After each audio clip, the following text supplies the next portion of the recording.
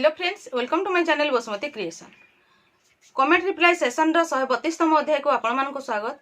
आज वीडियो रे आपण माने पचारिथिबा किछि प्रश्न गुडी विषय रे आमे आलोचना करिबा, तेणु आपण माने वीडियो को स्किप न करी शेष पर्यंत देखंतु। आज वीडियो रो प्रथम प्रश्नटी हैला, दीदी आगे सीआरपी मानकर क्वालिफिकेशन सप्तम पास थिला, एबे कहउछथि दशम पास दरकार।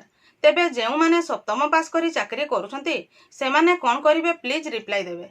देखंतु आमर पूर्वर सीआरपीसीएम मानकर जो एलिजिबिलिटी क्राइटेरिया रे तांकर क्वालिफिकेशन सप्तम पास थिला, नुआ गाइडलाइन हिसाब रे ताहा दशम पास करा जायछि, किंतु जेते बेले सप्तम पास थिला सेही समय रे जो माने चाकरी करूछथि सेमानक पई किछि असुविधा नाही। जो माने नुआ गाइडलाइन बाहरला परे जो माने आवेदन करूछथि बा चाकरी करिवा पई सीआरपीसीएम चाहुछथि सेमानक पई दशम पास आवश्यक। पूर्वर जो माने सप्तम पास करके चाकरी करूछथि सेमानक पई किछि असुविधा नाही।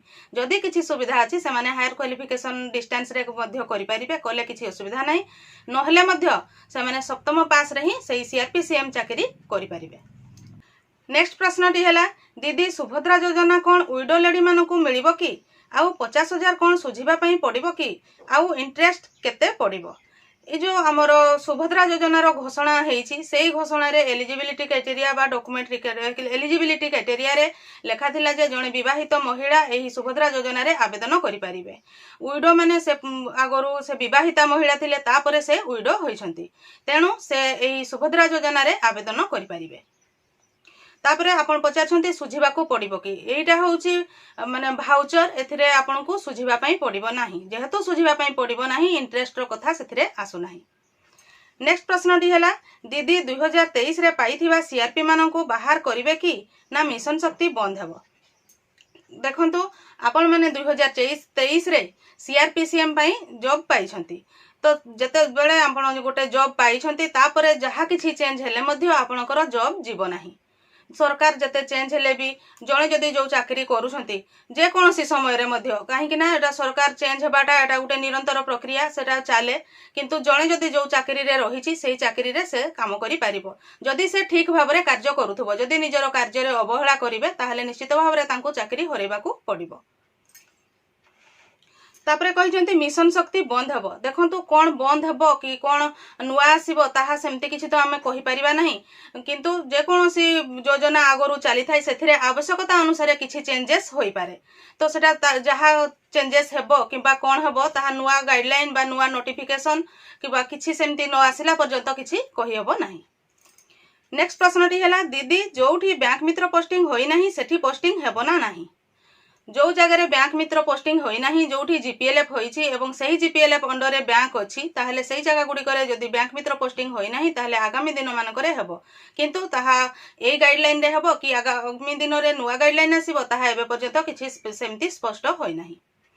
नेक्स्ट प्रश्नटी हैला, दीदी आमे 3 थर सीआरपी पई फॉर्म पकाइलु 2019 पाखरु शेष रे 2023 रे पकाइथिलु, मात्र इलेक्शन पूर्वरु हमरो सिलेक्शन हैला, डिक्लेयर करि नाहंती, एबे कोन हबो दया करी कहंतु।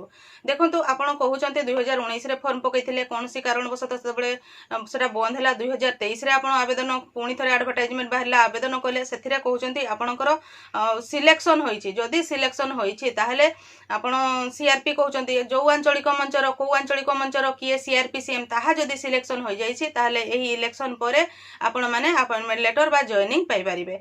जदि सेमिति किछि होई नाही ताहले आपण को किछि दिन अपेक्षा करबा पई पड़िबो। सरकार आसी सारला परे जेमति हिसाब रे ताहा गाइडलाइन आसीबो से हिसाब रे आपण को कार्य करबा पई पड़िबो।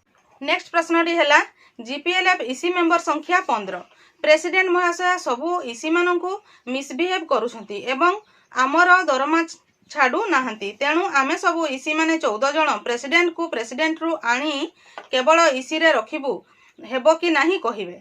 एही प्रश्न रे जणे व्यूअर्स रिप्लाई दैछंती, हां हेबो, अन्य मां को प्रेसिडेंट करो। से ठीक कहिछंती, जदि आपणकर जे प्रेसिडेंट अछंती से आपन को हैरान करूछंती, मिसबिहेव करूछंती, ताहाले अन्य 14 जण मिसिकी सेही 14 जनक मध्यरु जणकु प्रेसिडेंट भाबरे रखि परिबे एवं से जे प्रेसिडेंट थिले से ईसी भाबरे रहि परिबे।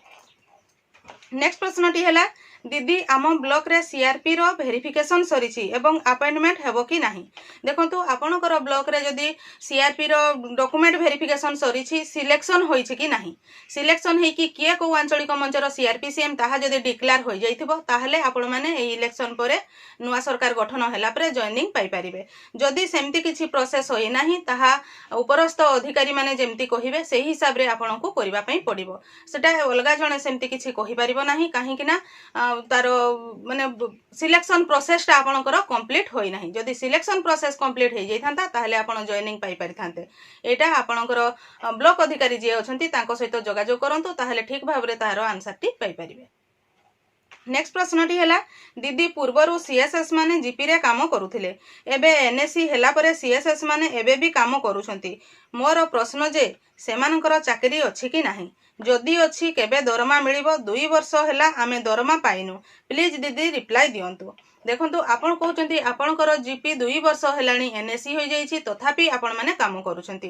तो सेथिरे मु प्रथम रे कहिबी काहे कि ना आपण जो एनएससी हेला परे आपण जो काम सब करूछंती सेही काम आपणको किए करिबा पई देउछंती, काहा थ्रो रे आपण से काम करूछंती। आपण निश्चित भाबरे काम करूछंती माने रिपोर्टिंग करूथिबे, तो से रिपोर्टिंग ऑफिसर कहले उपरस्थ अधिकारी आपणको जहा सब काम दउछंती तांको ही पचारले यार आंसर टी आपण पाई परिबे। काहे कि ना एनएससी जो गुडी को एनएससी हे जाइछि से गुडी कर व्यवस्था कोन करा जिवो सेति पई स्वतंत्र गाइडलाइन बा नोटिफिकेशन एबे पर्यंत आसी नाही।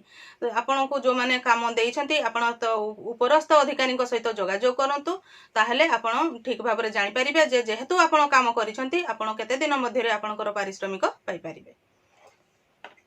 नेक्स्ट प्रश्नटी है दीदी आमे मार्च रु दरमा पाइनु। देखंतु दीदी आपण जदी मार्च रु दरमा पाई नाहंती काहे कि ना जे कोनोसी जीपीएलएफ को मार्च पर्यंत दरमा आसी जाइथिला। जदी आपण मार्च रु पाई नाहंती बोली कहउचंती ताहले मार्च मासर दरमा आपणकर जीपीएलएफ रे आईबी अकाउंट रे बाय जदी ईसी अछंती ताहले जीपीएलएफ रो एफटीए अकाउंट रे निहाती भाबरे थिबो। आपणकर जीपीएलएफ रो एमबीके दीदी जीपीएलएफ रो प्रेसिडेंट सेक्रेटरी को सहित जोगाजोग करंतु ताहले मार्च मासर दरमा पाई परिबे। जदि आपण मार्च मासर पाइछंती एप्रिल मासर दरमा कथा कहउथांती ताहले जो जीपीएलएफ गुडी को 5 वर्ष होई जाइछि सेही जीपीएलएफ गुडी करे एप्रिल मासर परर दरमा नाही, जेते बेले दरमा आसीबो आपण माने पाई परिबे। नेक्स्ट प्रश्नटी हैला पीएम मानकर काम कहंतु दीदी। पीएम मानकर बहुत गुड़िए काम अच्छी से माने सही जीपीएलएफ रे जो जीपीएलएफ रु से सिलेक्शन हेइछंती सही जीपीएलएफ रो प्राणी कहले जे तांकर हमर गोटारी पोल्ट्री जे कोनोसी प्रकार हमर गृहपालित पशु पक्षी मानकर जे कोनोसी प्रकार कार्य सब करिथांती हमर सही विलेज रो बा जोटा तांको एसाइन करिछि सही जगार माँ माने किपरि भाबरे गृहपालित पशु पक्षी रखिकी आत्मनिर्भरशील होई परिबे केमती बेसी संख्या रे रखि परिबे से विषय रे सेमानकु बुझेइथांती। एही परि ता सहित तांकर जो जॉब रेस्पॉन्सिबिलिटी प्राणी मित्र मानकर अछि ताहार मोर एक वीडियो अछि, आपण आई बटन रे देखंतु से वीडियोटी को जानि परिबे जे जणे प्राणी मित्र को कोन कोन सब काम करबा को पड़ी थाय केमती रिपोर्टिंग करबा को पड़ी थाय डिटेल सेथिरे अछि तमानकर जॉब रेस्पॉन्सिबिलिटी रे। नेक्स्ट प्रश्नटी हैला दीदी सीआरपी एमबीके सुभद्रा योजना रे अप्लाई करि परिबे कि नाही। देखंतु सुभद्रा योजनार घोषणा कहिछि स्पेसिफिक गाइडलाइन बा नोटिफिकेशन एबे पर्यंत आसी नाही, जेते बेले स्पेसिफिक गाइडलाइन आसीबो सेतिकी बेले ही ए विषय रे कहियबो। किंतु सेथिरे लेखा थिला जे अंगनवाड़ी दीदी माने आवेदन करि परिबे बोली। अंगनवाड़ी दीदी मानकर पारिश्रमिक सहित हमर एमबीके ता सहित सीआरपी मानकर पारिश्रमिक प्रायतः समान बा कम अछि, तेणु आमे आशा रखिबा जे हमर एमबीके सीआरपी दीदी माने मध्य एही सुभद्रा योजना रे आवेदन करि परिबे। जेहेतु ऑनलाइन रो आवेदन प्रक्रिया आरंभ होई नाही बा फाइनल गाइडलाइन आसी नाही सेतकी दिन पर्यंत हमको अपेक्षा करिबा पई पड़िबो। जो माने हमर सीआरपी बा एमबीके कृषि मित्र प्राणी मित्र बा बैंक मित्र अछंती समस्त कम्युनिटी सपोर्ट स्टाफ जो माने सेमानकु अपेक्षा करिबा पई पड़िबो। जते बेले फाइनल गाइडलाइन आसीबो हमें सेतकी बेले जानि परिबा। मु आशा करूची आपण माने एही वीडियो माध्यम रे आपण पचारिथिबा प्रश्न गुडी कर उत्तर पाई परिथिबे। जो प्रश्न गुडी कर रही जाईची आगामी वीडियो मानकरे आसीबो, तेणु आपण माने मो चैनल रो कमेंट रिप्लाई सेशन रो वीडियो गुडी को रेगुलर देखुथांतु। आजिर वीडियो रे बास एतिकी। आजिर वीडियो टी को आपण शेष पर्यंत देखिथिबारु आपनको बहुत बहुत धन्यवाद। नमस्कार।